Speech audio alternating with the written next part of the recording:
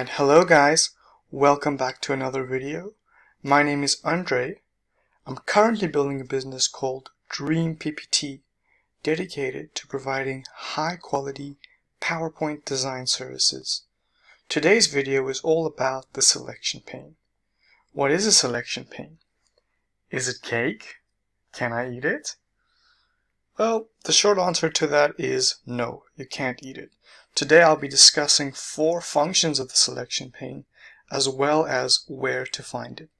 So let's start with where is the selection pane. First of all, you can find the selection pane in 2 places generally. First, if you're just on the Home tab, as you would be when you're creating a PPT, you would find it here under the Arrange button. So you would click on Arrange, and now because you don't have any shapes selected, all of these are grayed out, but it will be here at the bottom, selection pane. There you go, you can close it by clicking here. The next way to find a selection pane is by clicking on a shape, going to Picture or Shape Format, and you will find the selection pane there. The last way to have a selection pane being visible is by adding it to your quick access bar. This is my quick access bar. I reckon I'll do a video on this in the future, but this basically is where you add functions or tools that you use regularly to a quick access bar so you can access them pretty quickly. Nothing too scientific about that. Alright, so let's jump into the functions. The first function of the selection pane is to rename any objects on your slide. So let me quickly demonstrate this. I'll give you a function, demonstrate it. Give you a function, and demonstrate it. So let's go to the selection pane. Alright, you can see here I have a bunch of different funny, cool pictures, some might say. And the first function is just to rename them. So you can click on any picture you have. For example, this lemonade picture is currently called picture 38. Sometimes you want to name your pictures, so you can just call it cool lemonade. This dragon is serving beer, so we can just call this the beer serving dragon. Renaming your pictures makes them easier to find if you go back to PPT you haven't seen in a while, or just helps you to organize your slide a bit better. I'll just call this happy wavy pear. Cool.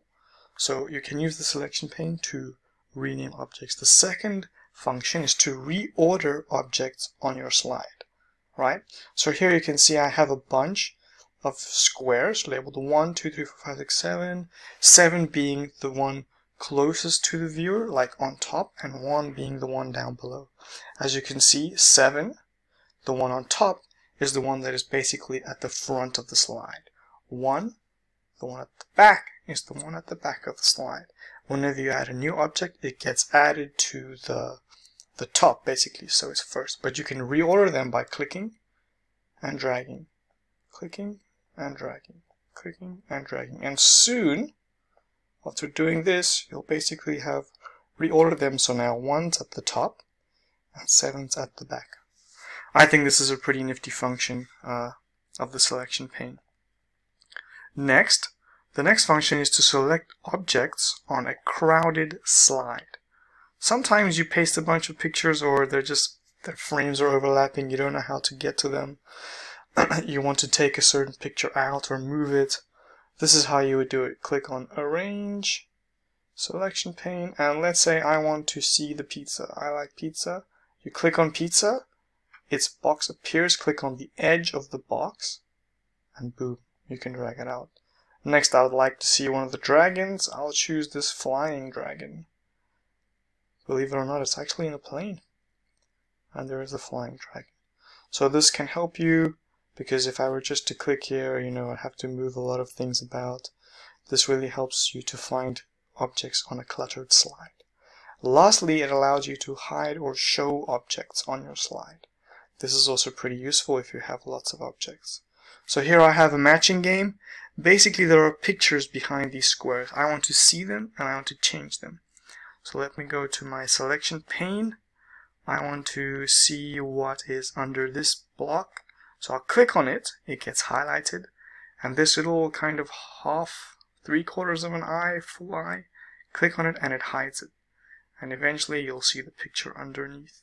If you go to another one like this one, 8 cover, hide it, and you'll see the picture underneath. So click on a shape, hide it, and don't worry guys, it's not gone. All you have to do is just click on the eye again to bring it back.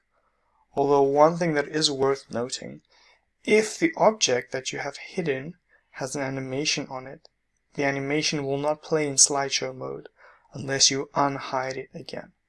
That's very important to note. Alright guys, and that's the end of the video for today. If you're interested in any presentation design services, check me out on Fiverr, or alternatively email me at dreamppt412@gmail.com. Thanks for watching, and I'll see you soon. Goodbye.